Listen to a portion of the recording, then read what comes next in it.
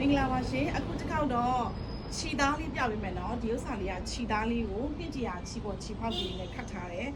အယောင်လေးတွေကတော့အရင်လေးပေါ့နော်အမဲတန်းလေးရေနံစိမ်းအောင်ရင်းရင်းလေးပါသူရဲ့လိပ်ပွင့်လေးက size လေးကတော့နည်းနည်းလေးချင်းချင်းလေးမြင်ရတဲ့ size လေးပေါ့နော်အရင်မသေးဘူးပေါ့နော်ဒီလိုမျိုး size လေးပါပြီးတော့အနားမှာစိတ်ဆွဲလေးပါတယ်ဒီ design လေးက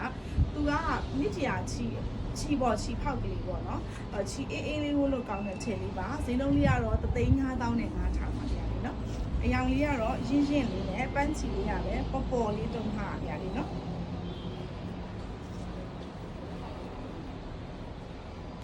ဒါလေးကနံပါတ်က44ထည့်ရှိပါတယ်နောက်တစ်ထည့်လေးကအညိုလေးအရန်လာတယ်ဒီအညိုလေးမှာကျတော့သူကအဖွင့်ပုံစံတူပဲအောက်နားလေးနည်းနည်းလေးကွဲသွားတယ်ပေါ့နော်ချိတ်ကလေးမဟုတ်ပဲသူဒီလိုလေးသွားထားတယ်ချိတ်ခွလေးပေါ့နော်အရန်လာတယ်ဒီအညိုလေးကစင်တူလေးနှစ်အုပ်ရှိပါတယ်ဒီအယောင်လေးက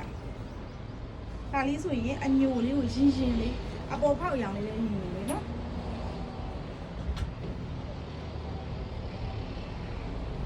ဒါလေးကနံပါတ်က45လေးပါဒီထင်လေးဆိုရင်ခုလိုမျိုးလက်အုပ်လေးဆင်လို့ရှိတယ်အနားရောင်လေးလည်းအတူတူပဲเนาะအနားအရောင်လေးလည်းတူပါတယ်ခြိသားအေးအေးလေးနဲ့အယောင်ခံရင့်လေးဆိုတော့ခုလိုကာလပြောဖို့တင့်တော်တဲ့ထင်လေးပါစိတ်တည်းစင်မိုင်းလေးပါရှင်